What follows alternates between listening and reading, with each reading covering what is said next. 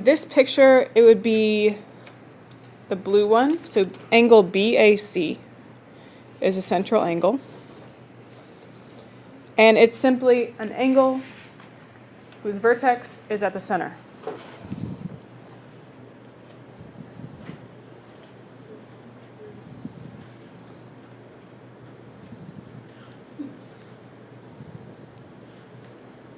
When I say center, I mean the center of the circle.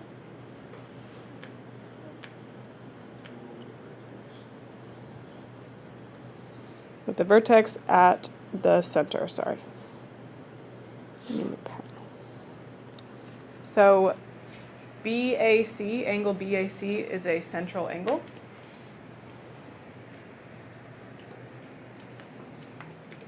It's the thing that makes like a slice of a pie, right here.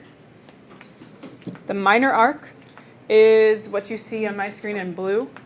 The arc is on the outside of the circle. So it's like part of the circumference. BC is a minor arc because it's less than 180 degrees. So the name of this arc is BC, and you put a literal arc over it, less than 180. And it's called a minor arc.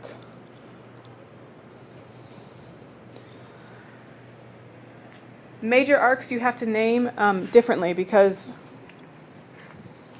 you could, like this major arc also goes from B to C, but you can't name it the same thing. And so you have to use 3 letters. It's BDC.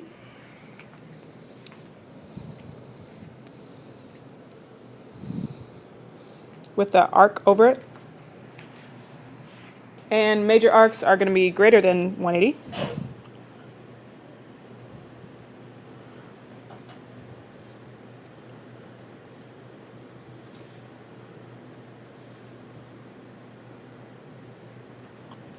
And then you have a semicircle, which would be equal to what? 180, yeah.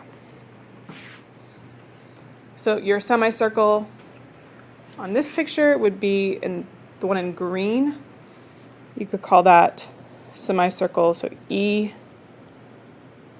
H, G. And it's equal to 180.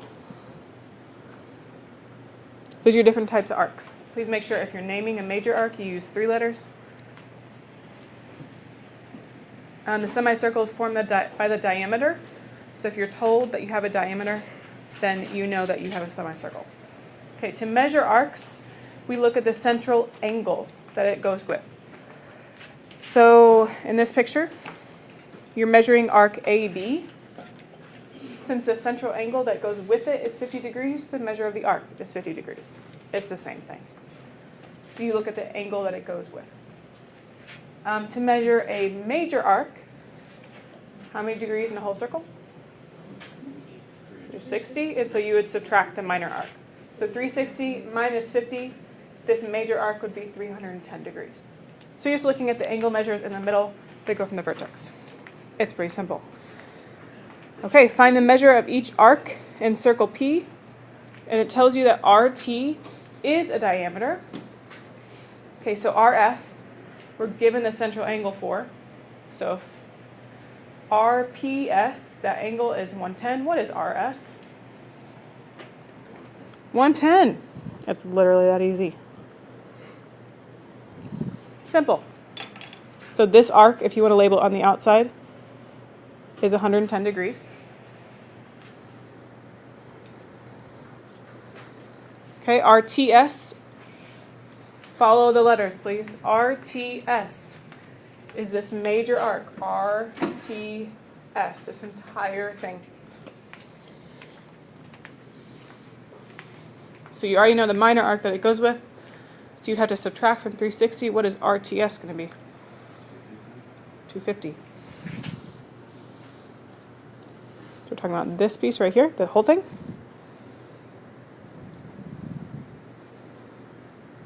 And then RST. RST, you're told that RT is a diameter, so what's RST? 180, it's a semicircle.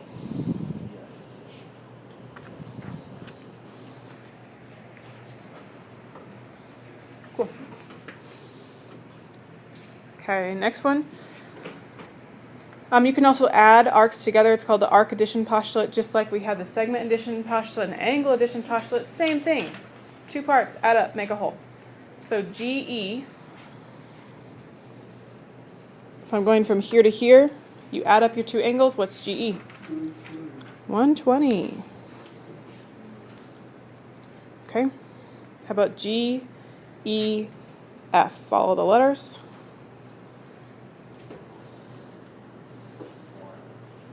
So 40 plus 80 plus 110. 230. And then GF is a minor arc, this guy. Whole circle is 360. What's GF? 130. Good.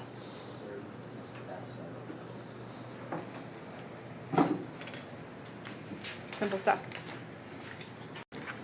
What's the measure of arc, the minor arc AC? 137 sound good? Okay. How about ACD? 220, okay. ADC, 223. And then EBD. Should be 299. To get that one, you can just subtract 61 degrees. Or add up all the pieces. Okay. And then last section today is how we know if you have congruent arcs. So in the same circle or in congruent circles, two minor arcs are congruent if and only if their corresponding central angles are congruent. So because these two are congruent, their arcs are congruent. The example, it tells you to tell whether the red arcs are congruent, and you can't see the red. So I'll zoom in so you can, and you can mark it on your picture. So the first one, A, if you want to like darken that part of your notes, that might help. Sorry. We want to know if those arcs are congruent.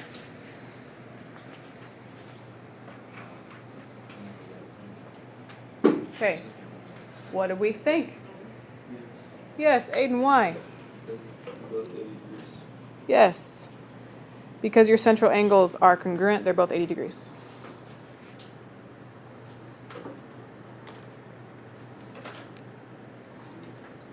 So you can mark these two arcs congruent.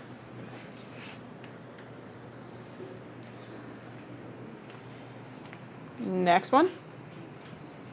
B, we're talking about these two arcs right there, if you want to mark them in, make them darker.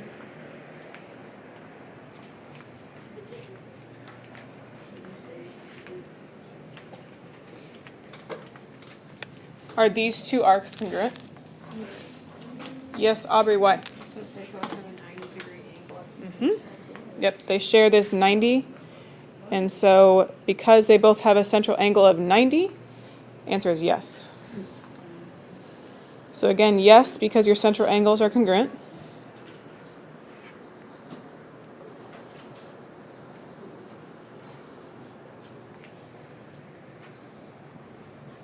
And then the last one, if you want to mark the ones we have,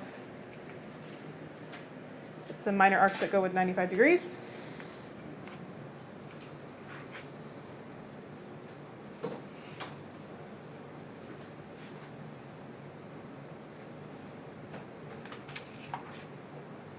Oh, shoot. Hold on. We'll come back to that. Hey, I think I read this wrong, actually. Okay, go back to the theorem. It says, in the same circle or in congruent circles, two minor arcs are congruent if and only if their corresponding central angles are congruent. So actually, are these congruent? No, because the circles are not. I'm sorry.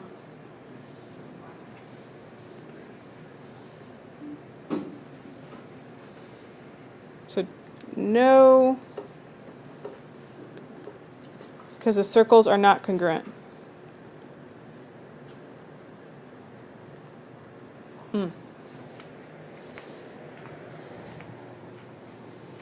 Okay, so the last one, they're different circles, but are these circles congruent? Yes, because their radius is the same. So you can say yes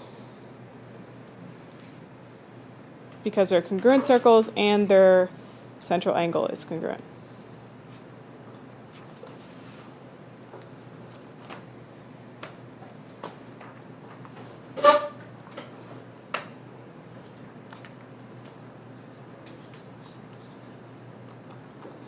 So the last thing is about congruent circles.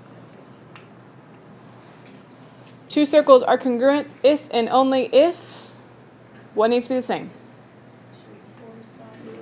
The radius. If and only if the radius is congruent.